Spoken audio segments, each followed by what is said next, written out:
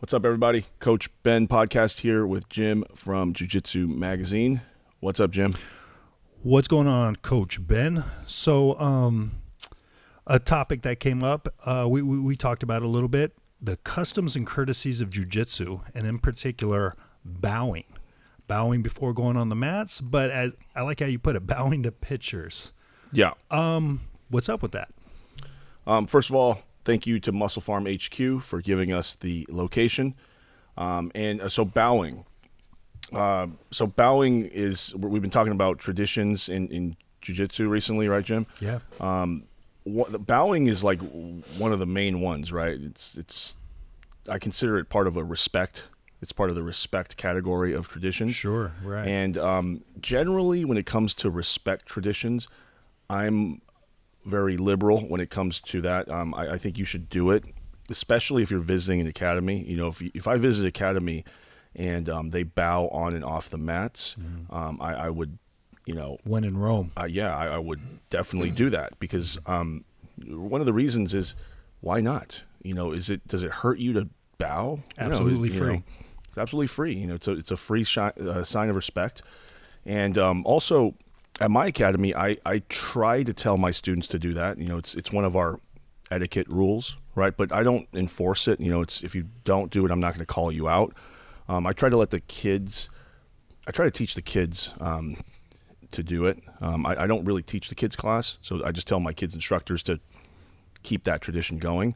And like I said in a previous episode, when it comes to traditions, if there's no harm and only good that can come from it, if you're just going to show respect, I believe you should do it. I believe it's a good tradition.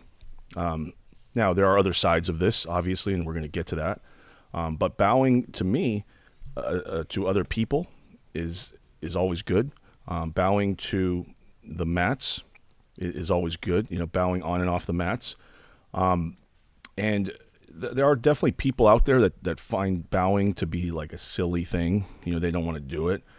And I'm going to be honest. When I see people like that say that kind of stuff, I'm thinking they have quite a sense of entitlement. Because why do you think it's silly? You know, humble yourself and bow. Why not? Mm-hmm. If you think it's silly, fine, right? But keep that to yourself, because to other people it's not silly, and to other cultures it's not silly. So you're basically saying the entire Japanese culture is silly because that's part of what they do. And I guess you have the right to that opinion, but sure. Again, like I said, the guiding principle here for me is it doesn't hurt, so why don't you do it? Yeah, and I think it falls into the category of, first off, context and intent. So the intention for the bowing, generally speaking, is a nod of respect. That's all it is. It's a courtesy. Like when someone says, "Hey, how you doing?" "Yeah, I'm doing well." Or if someone says hi, you say hi back. So right. I think it falls in the line. So when people have a problem with that, it's important to understand the context. It's like, okay, where are you coming from? But why is it such an issue to be courteous, right? Yeah. One other thing, I guess, is not necessarily bowing to others. Another part I want to cover is not just bowing to others, but also bowing to like people on the wall, like pictures. Okay. Right. If you have like, for example, my many academies I've been to, you have pictures of old Brazilian Helio and Carlos red Gracie. belts. Yeah, right. Helio. Sure. You have Carlos. You have some academies have Maeda. Right. And you know, again, this is one of these things where it's just part of, you know, if I'm visiting an academy and they have that, I think that's fine. You know, I will definitely bow to the picture. I don't necessarily have pictures of that at my academy. I have one picture, and it's Hodger and Henzo wearing plain street clothes, and it's one of my favorite pictures of jiu-jitsu because it shows them as just normal people. Right. You know, they look like normal guys. We don't bow to the picture. We just look at the picture. Mm-hmm. You know, and I respect Henzo and Hodger a lot. And I really that picture illustrates a philosophy I have, is that it doesn't matter if you're a black belt. it's just your belt color is just your belt color, and at the end of the day, we're all just normal humans. You are of the people. And that Yeah. picture, I think it's safe to say, and correct me if I'm wrong, it kind of shows these pillars of jiu-jitsu as normal people, normal, Right. and of the people. Right.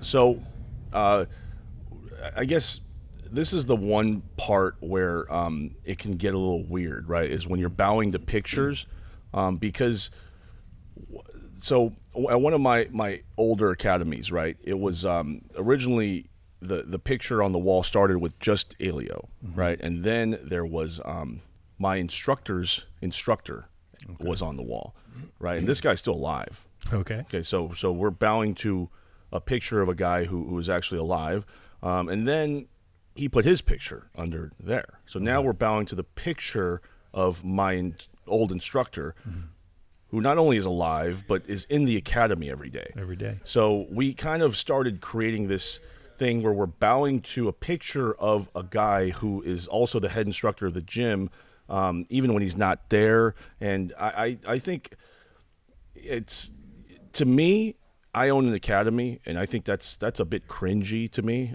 But Right. more importantly, I think that can set you down a path of like culty behavior. Because why would I want you to bow to a picture to me if I'm in the academy every day or every other day or whenever I'm teaching, unless I want you to, respect me more, right? Or treat me as, I guess, special, right? And I don't want that, at least at my academy. I don't want that. I'm rarely in my academy when I'm not teaching or I have some purpose there.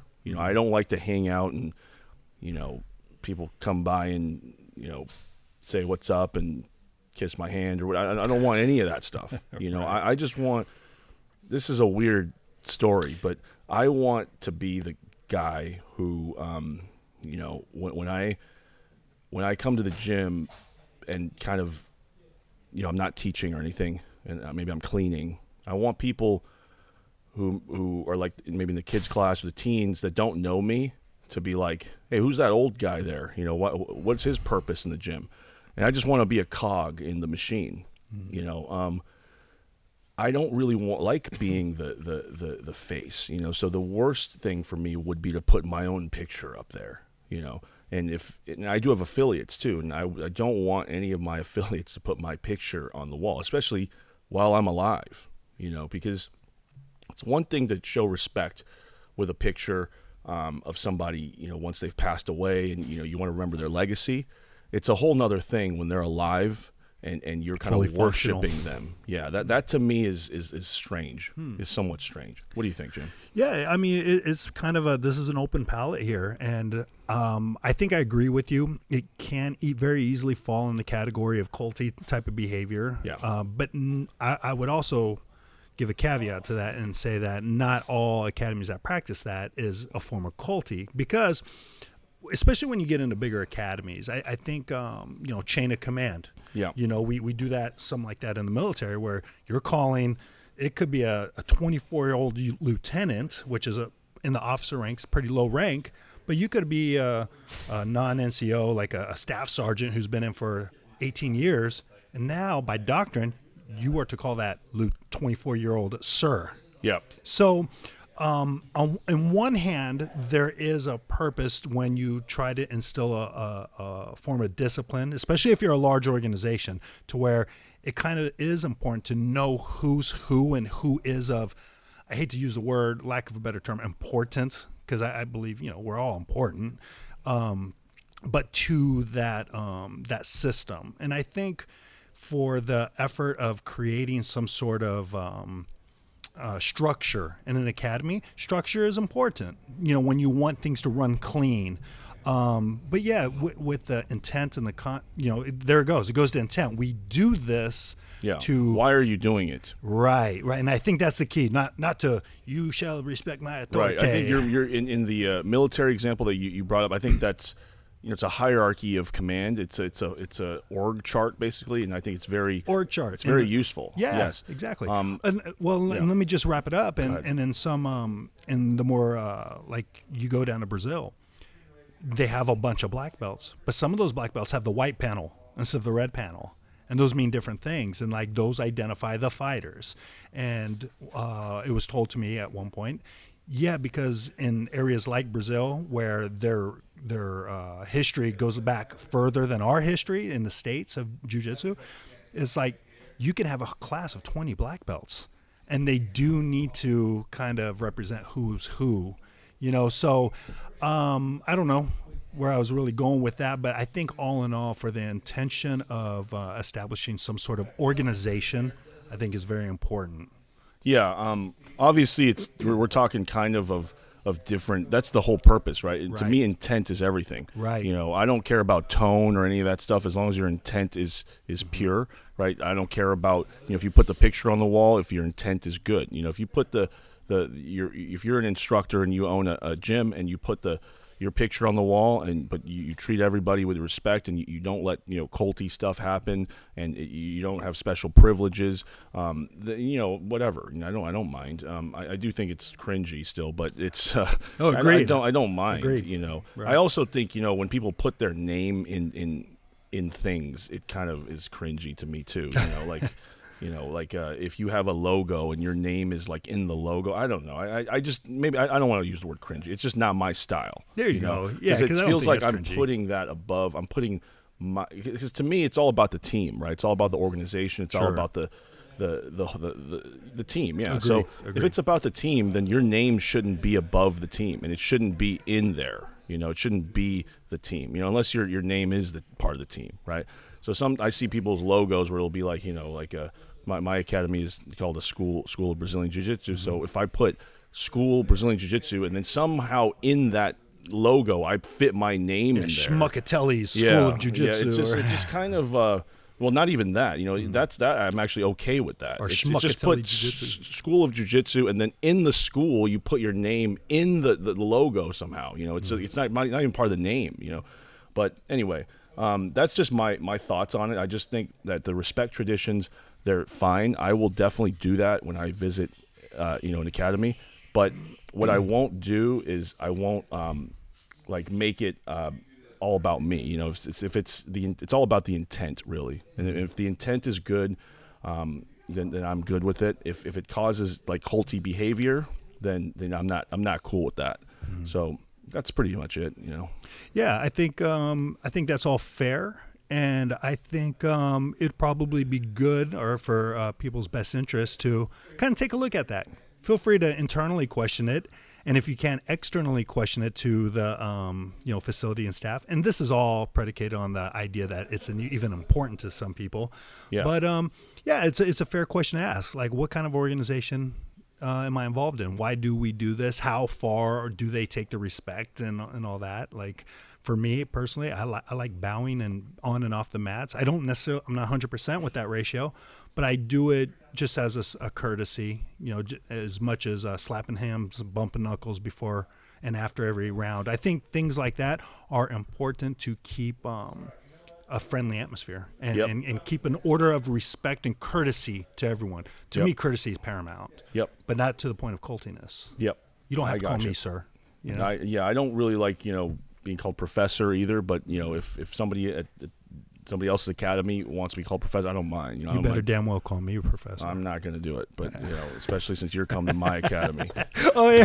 But I tell my students to do it because I think it's not a toxic thing. It doesn't. I mean, it could be, I guess. If you, I remember people used to be called like master. I think that's kind of you're going down a weird path there. But yeah, we can cover the professor thing another time. So. Again, my general guiding principle here is if it doesn't cause any toxic or harmful effects, then do it. Bow to that picture. I'm definitely not going to create an issue over bowing to a picture. Yeah, to me that's a flag. That's a red flag. It's like the person of the hierarchy, how far will they take that? I can understand with kids, with children, because they're still developing, they're still learning. But once you get into the adult world, it's really, it is kind of bizarre and odd. I mean, I do get it, and I'm not against it, but to insist on, I know you pay $100 or however much someone pays a month to be here. I know you're paying me, but on top of that, you're going to call me master. or yeah, you it's know, super weird. It's weird, but yeah. it is what it is. Like I said, just use the guiding principle, and I think this is one of the I guess the less toxic traditions that we have in jiu-jitsu. There you go. So what do you think, people? I mean, what do you think? Leave a comment below and tell us your story. If you have any kind of story about, this type of situation, hit Ben up on Instagram at Coach BZ, myself, Jiu-Jitsu Mag. And, thanks for tuning in. Thanks, Jim. Thanks, Coach. All right.